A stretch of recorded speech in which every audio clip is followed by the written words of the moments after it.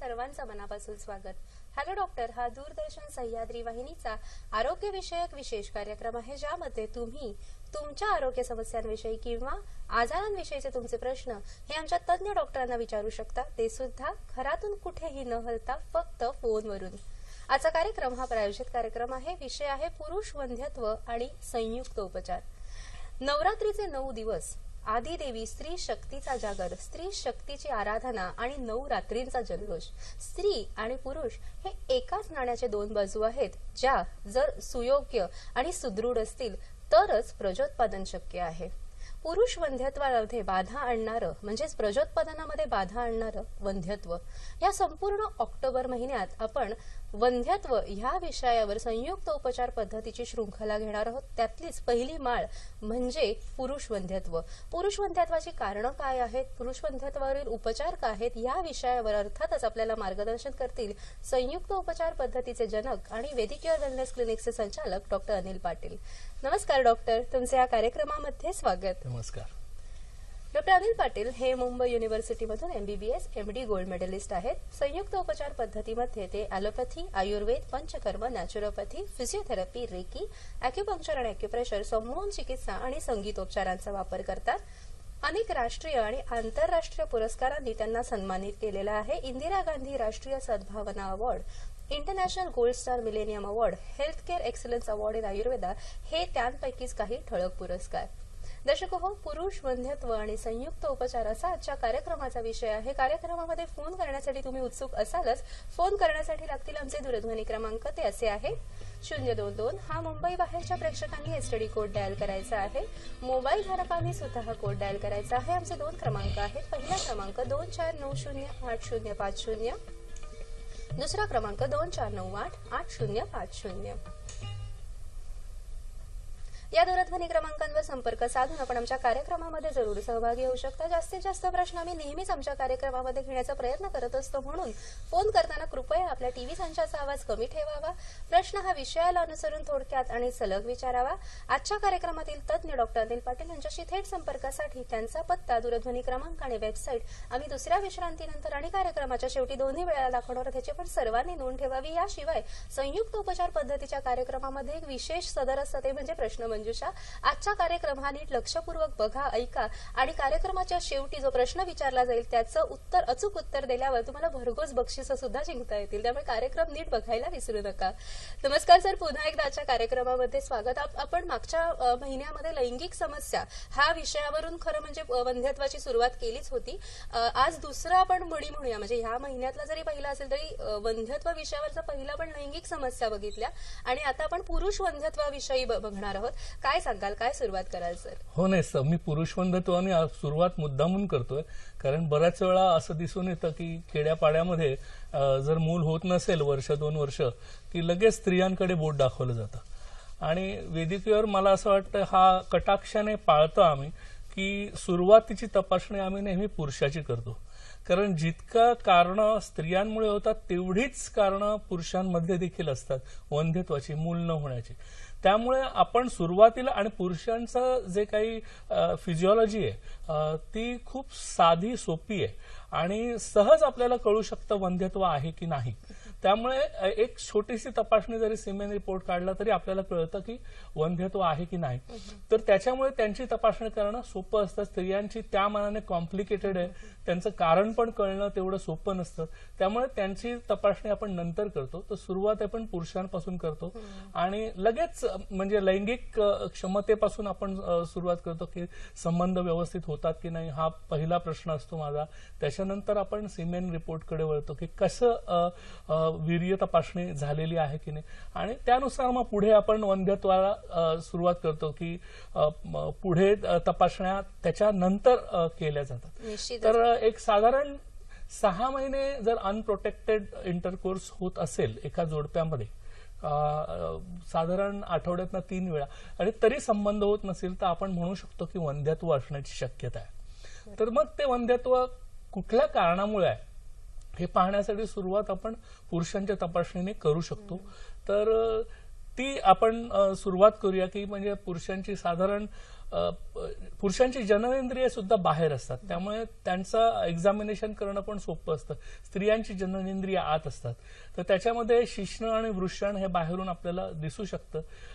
आणि सोनोग्राफी केल्यानंतर इतरही गोष्टी आतमध्ये सगळ्या जे रचना आहे ती व्यवस्थित आहे की नाही कळू शकते, ज्याच्यामध्ये वृषण, एपिडिडायमिस, वास डेफरन्स आणि पौरुष ग्रंथी ह्या आणि वीर्यनलिका. सर्वात महत्वाची गोष्ट फिजिओलॉजी बद्दल सांगायची झाली पुरुषांच्या, तर स्त्रियांमध्ये योनिद्वार आणि मूत्रद्वार हे वेगवेगळे असतात आणि पुरुषांमध्ये वीर्योत्सर्ग करणारी नलिका आणि मूत्रनलिका ह्या दोन्ही एकच आहेत. त्याच्यामुळे ज्या छिद्रातून मूत्रोत्सर्ग होतो, मूत्र बाहेर पडतं, त्याच छिद्रातून वीर्य बाहेर पडतं. तर हा फार महत्वाचा फरक पुरुषांच्या आणि स्त्रियांच्या जननेंद्रियांमध्ये आहे. हा सर्वांनी पहिला लक्षात. कधी कधी काय होतं, संबंध ठेवताना पुरुषांना कळतच नाही की योनिद्वार कुठलं आहे आणि अत्यंतिक त्यांचं अज्ञान असतं. आपल्या सेक्स एज्युकेशन नीट होत नसल्यामुळे त्याच्यामुळे अज्ञान असतं, त्यामुळे कळत नाही. तर त्याच्यामुळे देखील कधी कधी संभोग होत नाही जोडप्यांमध्ये.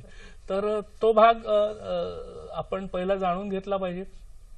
आणि वृषणांमध्ये शुक्र निर्मिती होते. आता शुक्र निर्मिती होते ह्याच्यामध्ये सर्वात महत्वाची गोष्ट कुठली असेल तर शुक्रजंतू.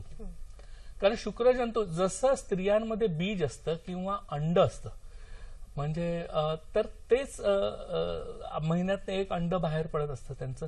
पुरुषांचं मात्र तसं नसतं. दरवेळी संभोग समयी जेव्हा वीर्योत्सर्ग होतो तेव्हा अनंत कोटी म्हणजे बरेच कोट्यावधी शुक्रजंतू बाहेर पडत असतात त्या. पण त्यातला खरं तर कामाला एकच येत असतो, पण तो तिथपर्यंत पोहोचावा म्हणून निसर्गाने अशी व्यवस्था केली आहे ते जास्त प्रमाणात. अच्छा, म्हणजे इतक्या प्रमाणामध्ये वीर्योत्सर्ग होऊन इतक्या प्रमाणात शुक्र निर्मिती होत असेल. नेमकी शुक्र निर्मिती म्हणजे थोडक्यात मॅरेथॉन करण्यासारखं आहे ते. म्हणजे मॅरेथॉन धावणारे लोक जेव्हा असतात तेव्हा फार कमी लोक मॅरेथॉन पूर्ण करतात, कारण तेवढी शक्ती नसते. तसंच हे त्या शुक्रजंतूला मॅरेथॉन करावी लागते स्त्री बीजापर्यंत पोहोचण्यासाठी. आणि ही मॅरेथॉन करण्यासाठी त्यांना अतिशय सशक्त असणं सुद्धा आवश्यक आहे. तर आपण हा कार्यक्रम असाच पुढे चालू ठेवूया. आपल्याला पहिला प्रश्न आलेला आहे. चंद्रकांत प्रश्न विचारतायत. नमस्कार. नमस्कार, बोला. हा बोला. हा सर, शुक्राने जे आपल्या जे धातू तपासणी केली सर, हा ते धातू तपासणी केल्यानंतर धातूच नाही म्हणतात पहिले.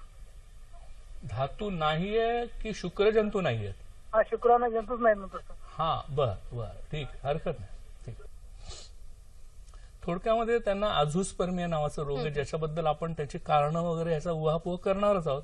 पण अझूस्पर्मियाला त्याची वेगवेगळी कारणं असतात. त्यापैकी ते कारण बघून आपल्याला आधी इन्व्हेस्टिगेशन करावं लागेल की त्याच्यामध्ये शुक्राणूंचा म्हणजे जो रिपोर्ट आहे वीर्य तपासणीचा तो रिपोर्ट आपल्याला पाहावा लागेल की त्याच्यामध्ये सगळं त्याचे कंटेंट्स कसे आहेत, किती प्रमाणात वीर्य बाहेर पडतं, त्यात फ्रक्टोज आहे की नाही, त्याचा पीएच किती आहे, त्याला जंतू संसर्ग आहे का, हा भाग झाला. मग सोनोग्राफी करून आपल्याला बघावं लागेल की वीर्य नलिका व्हास डिफरन्स ती आहे की नाही, कारण कधी कधी ऍबसेंट त्यामुळे असते किंवा एपिडिडायमस मध्ये सूज असते त्याच्यामुळे प्रॉब्लेम असतो. असे वेगवेगळी कारण आहेत. तर ती कारण शोधून काढून आपल्याला योग्य ते उपचार त्यांना करावे लागतील. उपचारांमध्ये वृषबस्ती किंवा उत्तर बस्ती, अॅक्युपंक्चर, वृक्ष आणि वाजीकारक औषधं ह्यांचा समावेश असतो. तर साधारण अझूस्पर्मिया ह्याला ॲलोपॅथीमध्ये फार काही ट्रीटमेंट अवेलेबल नाहीये. त्यामुळे संयुक्त उपचार पद्धती नेटाने जर काही महिने करत राहिलं तर काही केसेसमध्ये नक्की आपल्याला यशस्वीता आणि संयुक्त उपचार पद्धतीचा एक विशेष भाग म्हणजे त्याच्यामध्ये योगासन आणि आहार पद्धती याचा सुद्धा समावेश आहे, जे शुक्राणू निर्मितीसाठी सुद्धा अतिशय महत्वाचं आहे. तर आपण शुक्र निर्मिती आणि शुक्राची रचना कशी होते ते बघूया आणि मग पुढे अझोस्पर्मिया वगैरे ज्या केसेस आहेत त्या बघूया. तर शुक्राणूची रचना मला ही स्लाइड दाखवावीशी वाटते. ही पेशी आहे ती दिसते कशी, म्हणजे एखादा त्याला जंतूच म्हणतात, अणूच्या कशी शुक्र जंतू, कारण तो जंतूसारखा दिसतो. म्हणजे त्याचं शीर आणि मध्यभाग आणि खाली शेपूट अशा तीन गोष्टी आहेत. त्याच्यामध्ये केंद्रक आहे आणि मायटोकॉन्ड्रिया एनर्जीसाठी म्हणजे ऊर्जा निर्मितीसाठी त्याला की ते वळवळ वळवळ करत ते तिथपर्यंत पोहोचायचं असतं. आतमध्ये जरी योनी मार्गात संभोगसमयी वीर्य टाकलं गेलं तरी तो आतमध्ये प्रवास त्याचा खूप लांबवर करायचा असतो. फॅलोपियन ट्यूब मध्ये स्त्रीबीज वाट पाहत असतं त्याची, तिथपर्यंत त्याला जायचं असतं. तर म्हणून त्याची रचना साधारण आणि शुक्राणूची ही रचना आणि त्याचा नॉर्मल काउंट काय असायला पाहिजे आणि वंध्यत्वाची पुरुषांमधील महत्वाची कारणं काय आहेत याविषयी आपण जाणून घेणारच आहोत. पण कार्यक्रमामध्ये आता वेळ झालेली एका छोट्याशा विश्रांतीची. तुम्ही कुठेही जाऊ नका, पाहत रहा कार्यक्रम हॅलो डॉक्टर.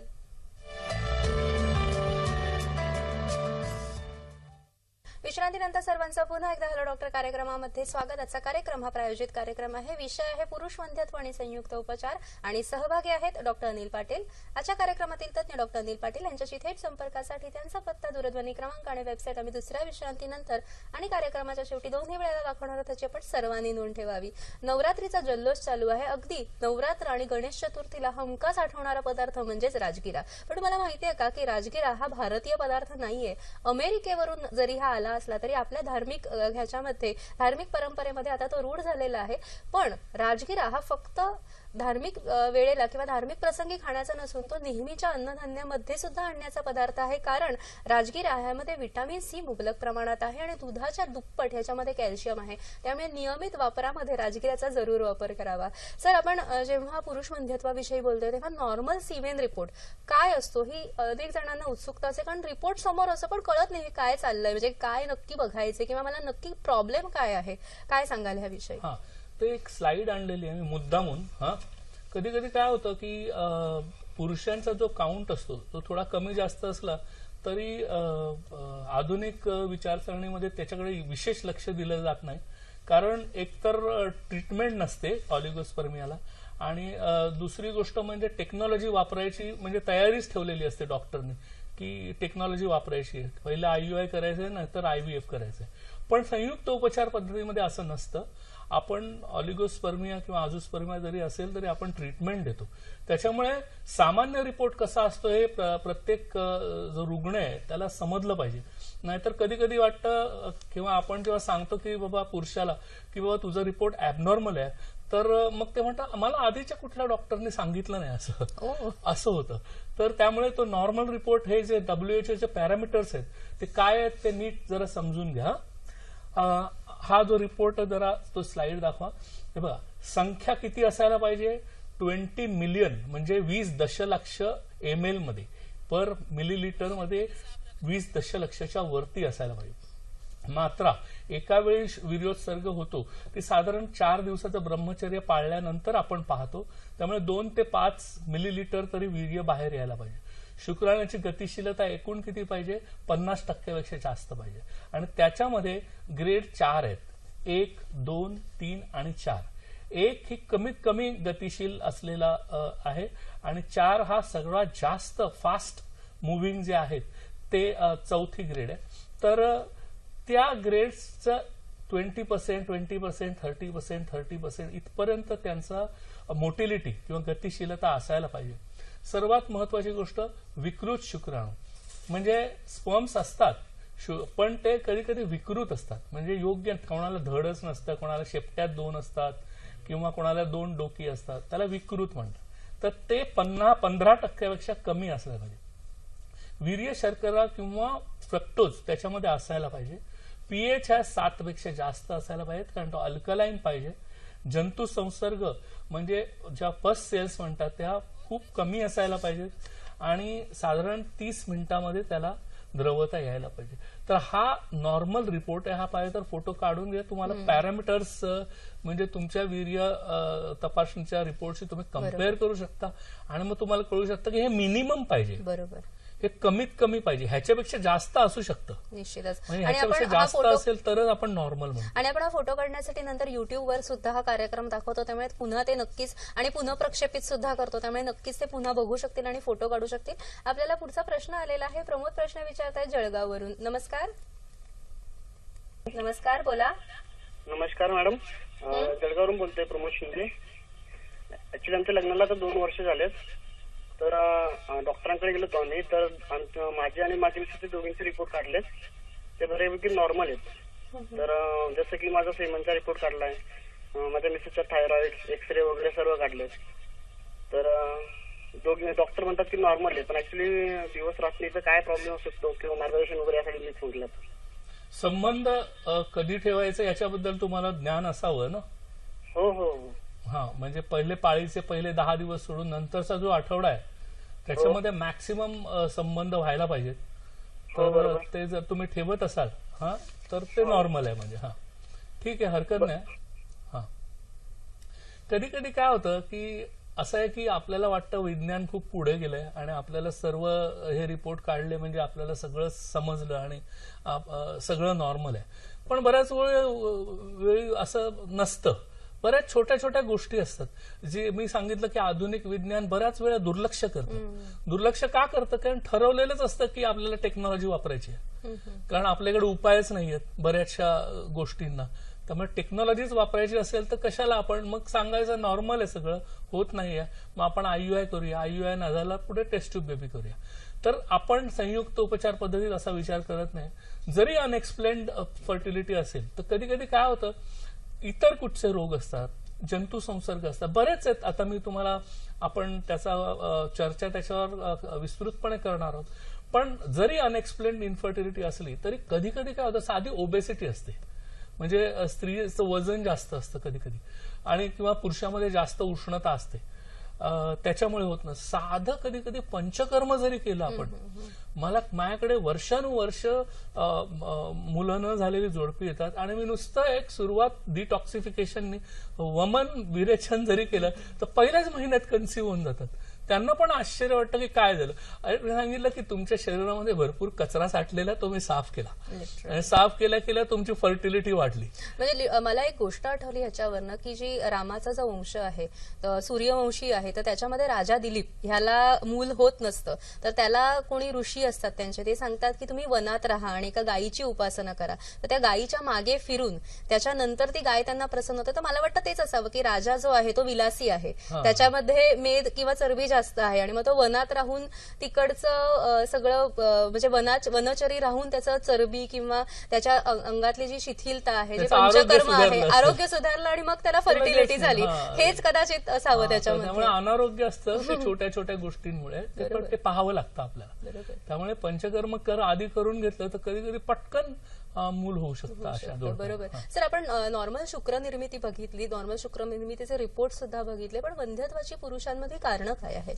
आता पहिलं कारण आहे शुक्र निर्मितीची समस्या, म्हणजे निर्माणच व्यवस्थित होत नाही. दुसरं म्हणजे शुक्रवहन मार्गाच्या समस्या. तिसरं लैंगिक समस्या. 4 संप्रेरक म्हणजे हॉर्मोन्सचा प्रॉब्लेम. आणि 5 स्पर्म अँटीबॉडी किंवा शुक्राणूंच्या विरुद्ध काही प्रथिनं तयार होतात आपल्या शरीरामध्ये, त्याला स्पर्म अँटीबॉडी म्हणतात. तर ही 5 महत्वाची कारणं सांगावीशी वाटतात. तर आधी निर्मितीच्या समस्यांबद्दल आपण बघू की पहिली सेक्स क्रोमोझोम्स बरोबर आहेत की नाही ते बघायला लागतं की X आणि Y हे 2 आहेत की नाही. पुन्हा वृषणांमध्ये टेस्टीज आहेत की नाही, अनडिसेंडेड टेस्टीज ज्याला म्हणतात, की पोटातच राहिल्या वृषण तरी सुद्धा ते त्यांची वाढ होत नाही आणि आतमध्ये शुक्र निर्मिती होत नाही. तर हा फार कॉमन प्रॉब्लेम कधी कधी असतो, जो कळत नाही लहानपणी, तो मग मोठेपणी आपल्याला ते कळतं. जंतू संसर्ग झालेला असेल, टेस्टिक्युलर टॉर्शन ज्याला म्हणतात, वीर्य उत्पादक ग्रंथीला पीळ पडणे, शिरा कौटिल्य किंवा व्हेरिकोसिली, केमिकल काही औषधांचे दुष्परिणाम होतात किंवा रेडिओथेरपी ह्याचे दुष्परिणाम. हे एक फार महत्वाचं स्लाइड आहे आणि या स्लाइड विषयी प्रत्येक कारणाविषयी आपण बोलूया. पण आपल्याला प्रश्न आलेला आहे. मनीषा प्रश्न विचारतायत जळगाववरून. नमस्कार मनीषा ताई, बोला. हॅलो, नमस्कार. मी जळगाव जिल्ह्याहून बोलते. तर माझ्या मिस्टरांचे जे शुक्रजंतू आहेत त्यांची संख्या आहे, पण ते देत होता बाबा बाहेर निघाल्यावर,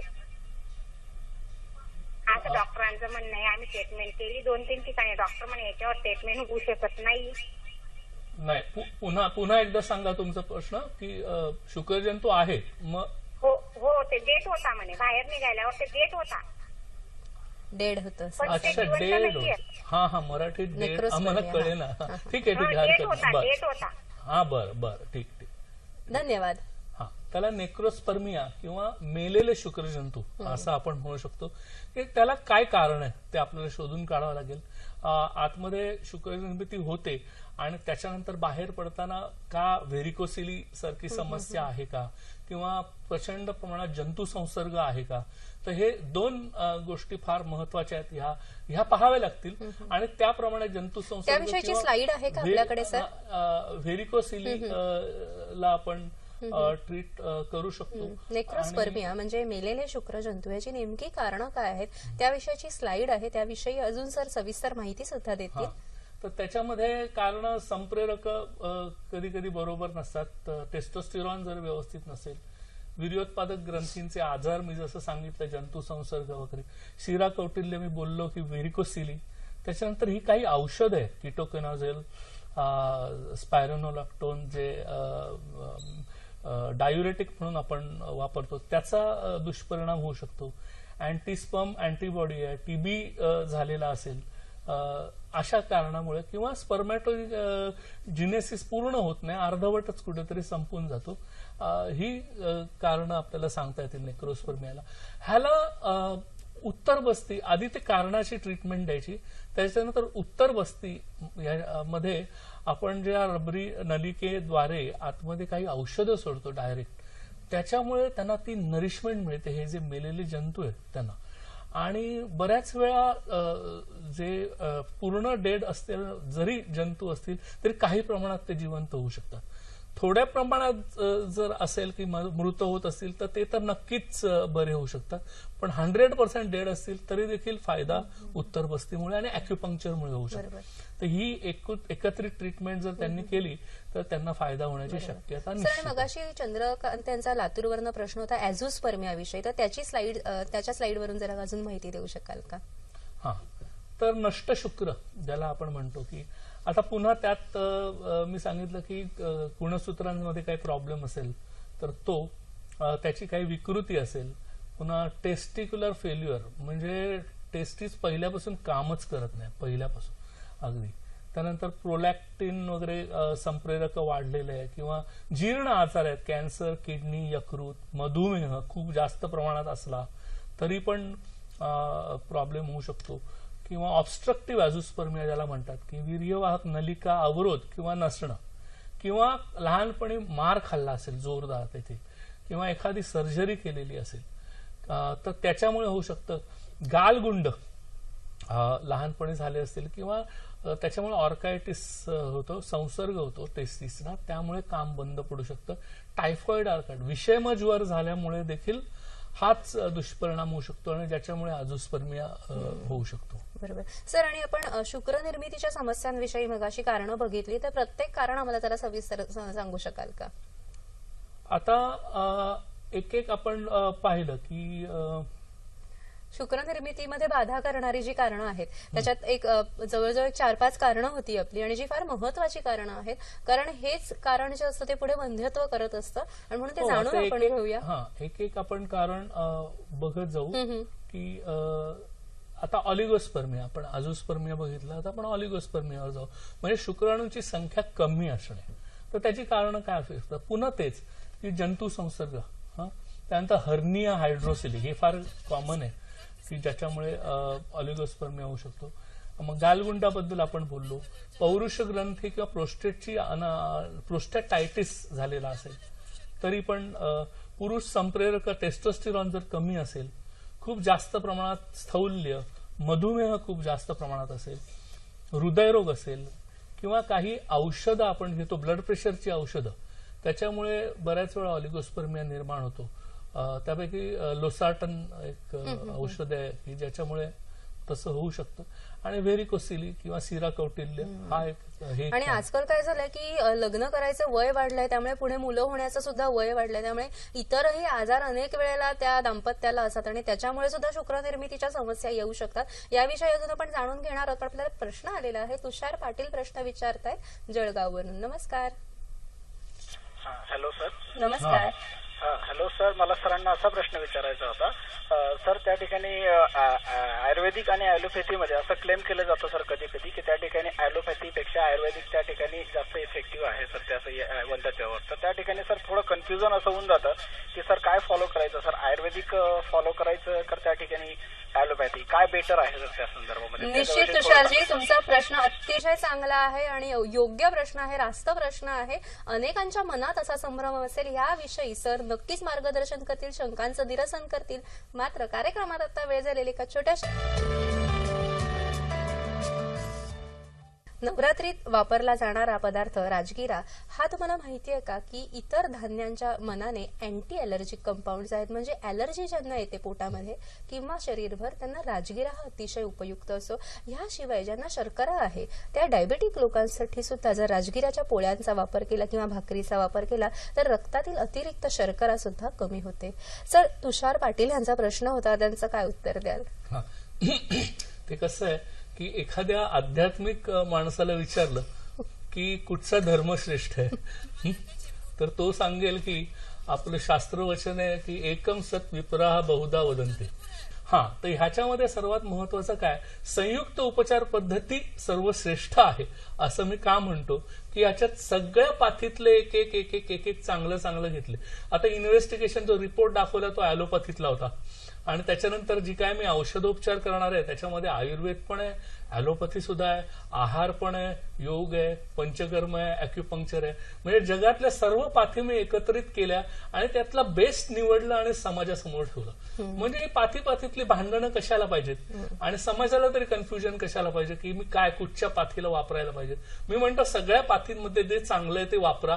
आपल्याला काय करायचंय, काहीही करून रुग्ण कमीत कमी खर्चात लवकरात लवकर साईड इफेक्ट न होता बरा झाला पाहिजे. निश्चित हा दृष्टिकोन फार महत्वाचा आहे. सर, आपल्याला पुढचा प्रश्न आलेला आहे. परमानंद प्रश्न विचारताय चंद्रपूरवरून. नमस्कार सर, वंध्यत्वामध्ये हायड्रोसिलचा थेट परिणाम पडतो का? बर, ठीक आहे. सर, माझा प्रश्न आहे की कळला ना, हायड्रोसिली झाली आहे ना. हायड्रोसिलीमध्ये सूज येते, त्या टेस्टीजवर प्रेशर येतं, कधी कधी जंतू संसर्ग होतो आणि बऱ्याच वेळा तुम्हाला काउंट कमी झालेला दिसतो किंवा मेलेले जंतू दिसतात किंवा त्यांची जी गतिशीलता आहे ती कमी झालेली दिसते. त्यामुळे हायड्रोसिली आपल्याला ट्रीट करावीच लागते जर वंध्यत्व ऑलिगोस्पर्मिया वगैरे असेल.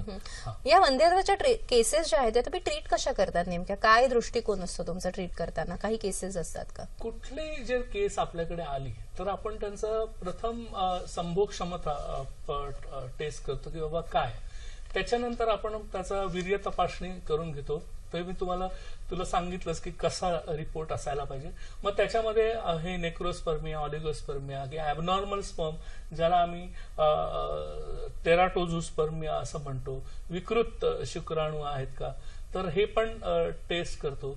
दुसरं ॲस्ट्रोनोझोस्पर्मिया म्हणजे गतिशीलता त्याची कमी आहे का, त्याचं काय कारण असू शकते, हे सगळं जरी आपण पाहिलं तरी त्याची कारणं शोधून काढतो की एक्झॅक्टली कुठच्या कारणामुळे हे विकृत आहे.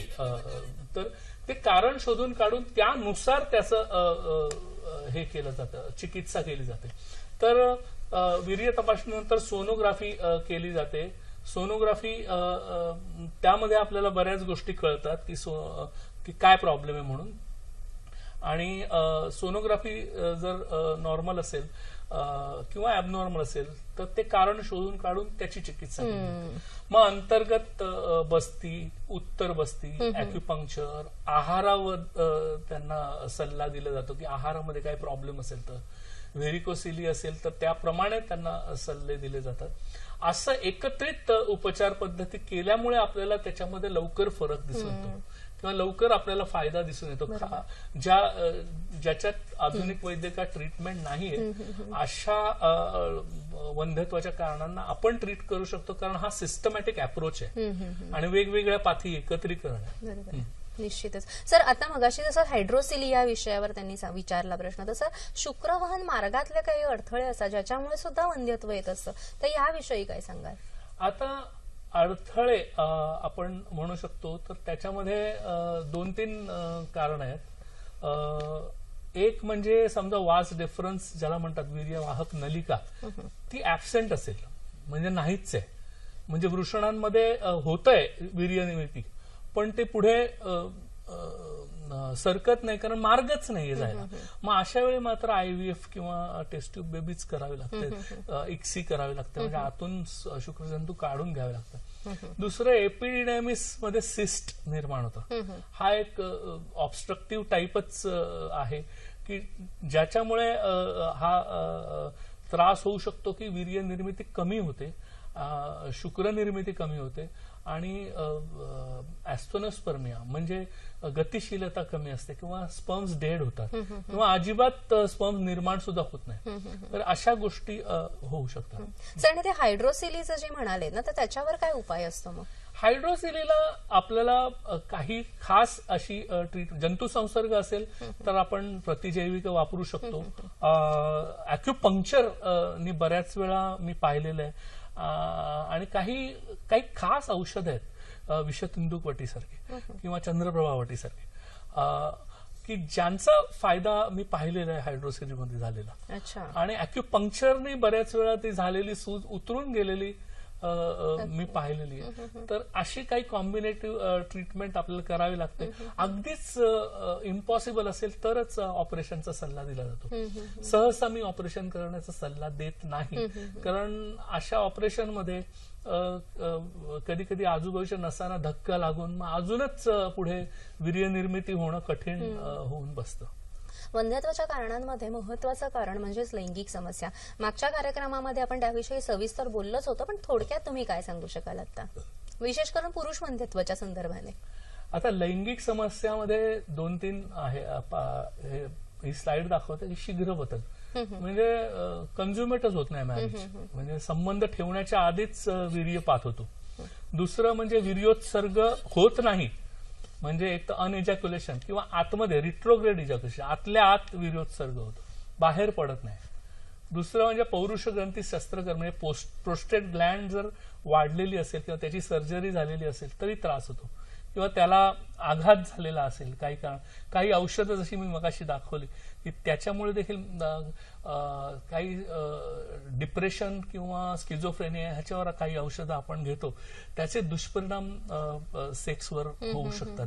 अशा प्रकारे या लैंगिक समस्या निर्माण होऊन सुद्धा वंध्यत्वचं महत्वाचं कारण आहे. वंध्यत्वाची म्हणजे पुरुष वंध्यत्वाची इतर महत्वाची कारणं कोणती आहेत आणि त्याच्यावर संयुक्त उपचार कोणते आहेत याविषयी तुम्हाला उत्सुकता असेलच, याची आम्ही जरूर माहिती देणार आहोत. मात्र आता कार्यक्रमात घेणार आहोत एक छोटीशी विश्रांती.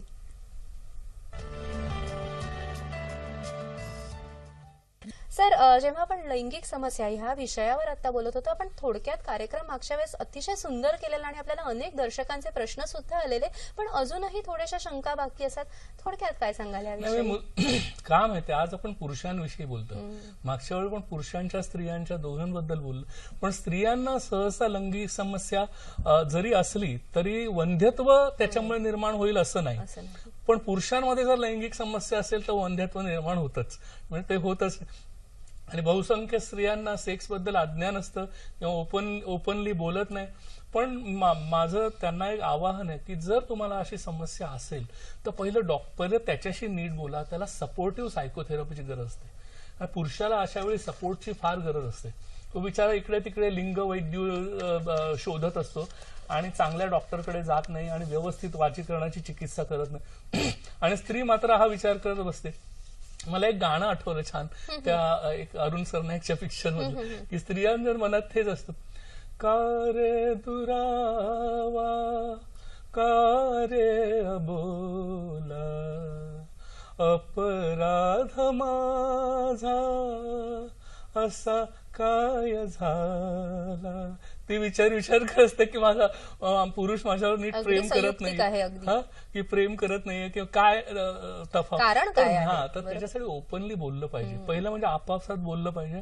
नंतर डॉक्टरशी, चांगला डॉक्टर, भोंदू लिंग वैद्य नाही, चांगल्या डॉक्टरकडे जाऊन त्याचं डिटेल त्याचं विवरण केलं, चर्चा केली पाहिजे, तर ती लैंगिक समस्या सुटू शकते. निश्चितच. आणि भरपूर वाजीकरण वैज्ञानिक दृष्ट्या बोलणं अतिशय चांगलं आणि सुदृढ सुद्धा असतं. सर, शुक्राणू निर्मितीमध्ये एक महत्वाची समस्या असते ती म्हणजे व्हॅरिकोसिली. ह्याविषयी काय सांगाल आणि याविषयी औषधोपचार काय? फार महत्वाचा प्रश्न विचारलास. शिरा कौटिल्य किंवा व्हेरिकोसिली, तर ह्याची कारण एक्झॅक्टली माहित नाहीत ॲलोपॅथीला, पण काही लिहिलेली आहेत की बाबा काय होतं, पोटाचा ट्युमर झाला असेल किंवा रिनल कॅन्सर झाला असेल किंवा कशामुळे झालं माहित नाही असे काहीतरी. पण माझ्या मते मात्र जसं पाईल्सचं कारण मूळव्याध हे पण शिरांची जाळच आहे, तर शिरा कौटिल्यच आहे, त्याचप्रमाणे व्हेरिकोसिली हे वृषणांना झालेली जाळी आहे, तिथे शिरांचा फुगवटा निर्माण होतो आणि हे शरीरामध्ये आत्यंतिक उष्णतेचं लक्षण आहे. तर अशा वेळी त्यांची शारीरिक तपासणी वृषण सोनोग्राफी वगैरे करून, कलर डॉपलर वगैरे करून झालं की साधारणपणे आधुनिक उपचार पद्धतीमध्ये सर्जरीचा सल्ला दिला जातो. पण मी सर्जरीचा विरुद्ध आहे. मी म्हणेन की शरीरातील उष्णता, जसं पाईल्सची सर्जरी करून काही पाईल्स बरे होत नाही, कधी कधी बऱ्याच वेळा पुन्हा कारण तुम्ही दूर करत नाही. त्यामुळे जोपर्यंत व्हेरिकोसिलीचं कारण, जी शरीरात उद्भवलेली आत्यंतिक उष्णता ही कमी करत नाही, तोपर्यंत तुम्हाला ते बरं होणार नाही. आणि त्याला व्यवस्थित ट्रीटमेंट आहे संयुक्त उपचार पद्धतीमध्ये. तर शरीरातील उष्णता कमी करणे, थंड पाण्याने आंघोळ करणे, घट्ट कपडे न घालणे, दुधाचा वापर जास्त करणे, तिखट तेलकट बंद करणे, जागरण बंद करणे, अशा सगळ्या गोष्टी जर केल्या आपण तर व्हेरिकोसिली बरं होऊ शकतं. आपल्या रवींद्र कुडाळकर यांचा प्रश्न आहे. नमस्कार. नमस्कार. हॅलो, नमस्कार. मी रवींद्र कुडाळकर बोलतोय पुण्याहून.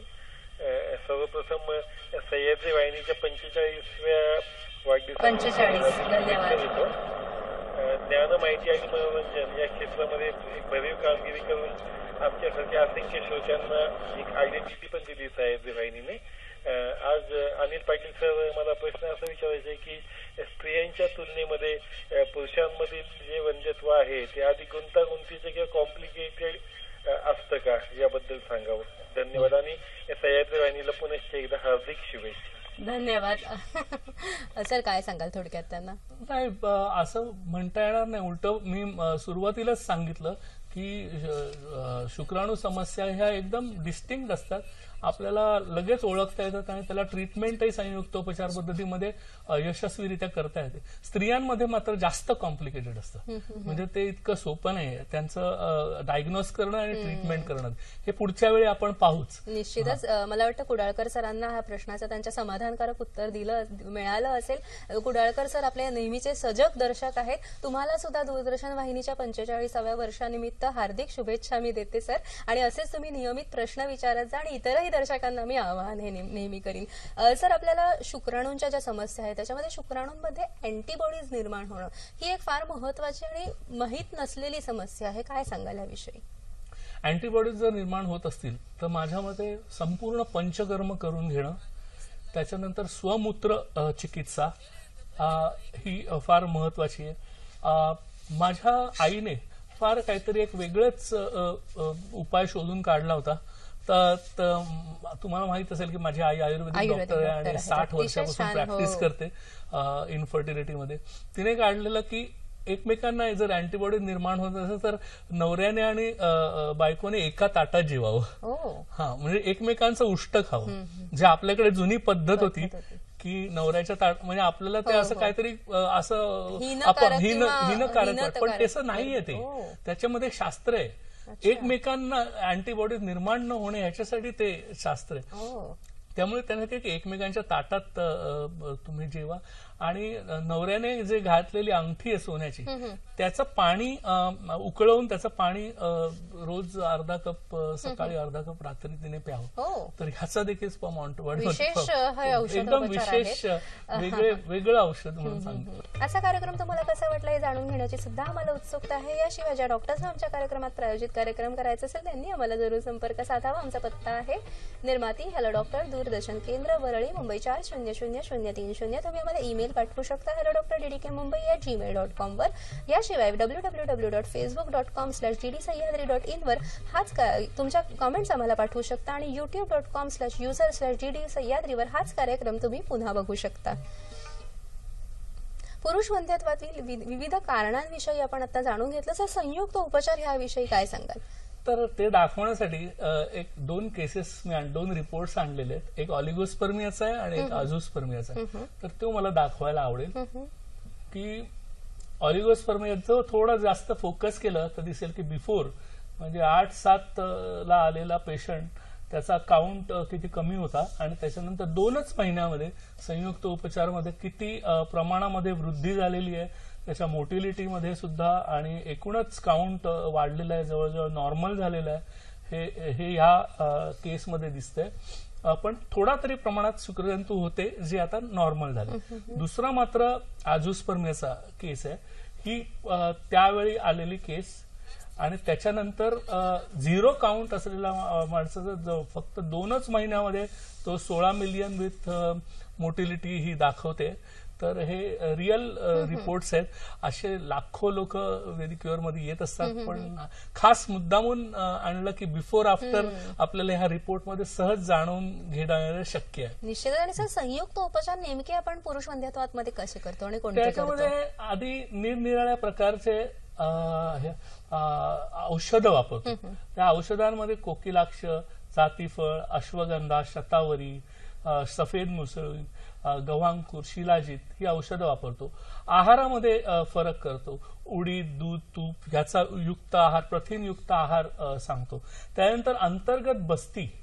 काही जणांना संपूर्ण पंचकर्माची गरज असते, तर काही जणांना फक्त अंतर्गत बस्ती आणि उत्तर बस्ती याची गरज असते. तर हे उत्तर बस्ती खास करून फार महत्वाची एक ट्रीटमेंट आहे, ज्याच्यामध्ये औषधीयुक्त तेल डायरेक्टली आत सोडली जातात. तर त्याच्यामुळे नरिशमेंट मिळते त्या शुक्रजंतूंना आणि शक्ती मिळते. आणि हे वाजीकारक औषधं, ॲक्युपंक्चर आणि हे सगळं एकत्रित केल्यामुळे, आहारामध्ये फरक केल्यामुळे, काही जणांना योगासने देखील सांगितली जातात, प्राणायाम सांगितला जातो, काही खास आसनं सांगितली जातात जी इथे दिलेली आहे, योगमुद्रा, शलभासन, पवनमुक्तासन, ह्याच्यामुळे देखील फायदा होऊ शकतो. तर ही सगळं कॉम्बिनेशन जेव्हा आपण करतो तेव्हा आपल्याला कुठे रिझल्ट दिसायला लागतात आणि छान रिझल्ट मिळतात. ऑलिगोस्पर्मियामध्ये जवळजवळ 90% वर आपल्याला रिझल्ट मिळू शकतात. निश्चित सर. आणि मनात अनेक प्रश्न आहे पुरुष वंध्यत्वाची, आणि ही पूर्ण वंध्यत्वाची शृंखला आपण अशीच चालू ठेवणार आहोत. मागच्या वेळेस आपण लैंगिक समस्यांविषयी जाणून घेतलं. पुरुष वंध्यत्वाविषयी अजूनही माझ्या मनात काही प्रश्न आहेत. थोडक्यात मला उत्तर सांगा सर. अतिघट्ट कपडे घातल्यामुळे शुक्रनिर्मितीत अडथळा येऊ शकतो का? हो, येऊ शकतो. तिखट मसालेदार पदार्थ खाल्ल्यामुळे शुक्रनिर्मिती आणि क्वालिटीमध्ये फरक पडू शकतो का? हो, फरक पडतो. म्हणजे निगेटिव्ह होतं. हो, अच्छा. व्यसनदंत असेल तर शुक्रनिर्मितीमध्ये फरक पडतो का? नक्कीच त्रास होतो जास्त. एकदा कमी झालेली शुक्रनिर्मिती पुन्हा पूर्ववत होऊ शकते का? ऑफकोर्स, त्याचबद्दल आपण सांगितलं. आणि संपूर्ण पंचकर्म करणं हे पुरुष वंध्यत्वावर फायदेशीर होऊ शकतं कधी का? कधी फायदेशीर असतं. निश्चितच सर. जाता जाता आमच्या दर्शकांना काय संदेश द्याल? आधी पुरुषांनी कुठची लैंगिक किंवा समस्या असू दे किंवा ऑलिगोस्पर्मिया, आझोस्पर्मिया असू दे, आपण न घाबरता समजा तज्ञांच्या सल्ल्याने आपण ही ट्रीटमेंट घेतली तर नक्की फायदा होईल. टाळी एका हाताने कधीच वाजत नसे. सुप्रजननासाठी पुरुष आणि स्त्री दोन्ही सुदृढ आणि सशक्त असणं अतिशय महत्वाचं असतं. आणि म्हणूनच पुरुष वंध्यत्वाविषयी आज आपण त्याच्या कारणांविषयी आणि औषधोपचारांविषयी जाणून घेतलं. मला वाटतं तुम्हाला ह्याचा नक्कीच फायदा झाला असेल. डीडीच्या सर्व दर्शकांना आज 45व्या वर्षी आमचं पदार्पण होत आहे दूरदर्शन. त्यानिमित्ताने तुम्हाला सर्वांना हार्दिक शुभेच्छा देते. सर, तुम्हाला सुद्धा हार्दिक शुभेच्छा देते. आणि आज तुम्ही आलात आणि आमच्या कार्यक्रमात महत्वपूर्ण माहिती दिली त्यासाठी दूरदर्शन हॅलो डॉक्टर तर्फे तुमचे मनपूर्वक आभार मानते. नमस्कार.